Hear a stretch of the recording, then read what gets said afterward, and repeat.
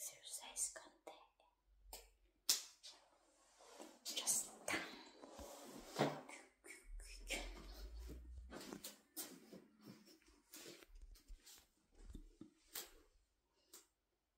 umpisa lang sa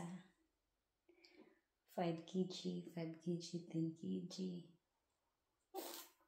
Now it's 30 kg, 15 and 15, 30. Yun lang. Tapos more on stretching.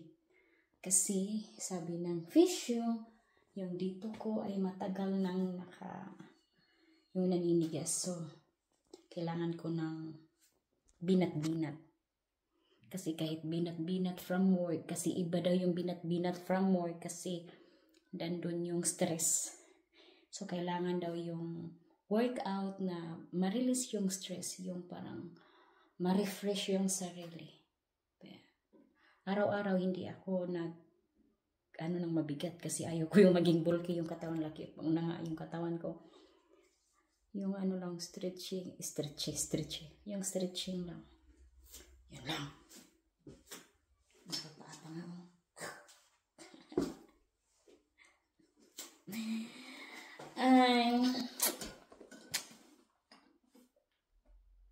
Thank you guys, and don't forget to like, subscribe, and press the bell button.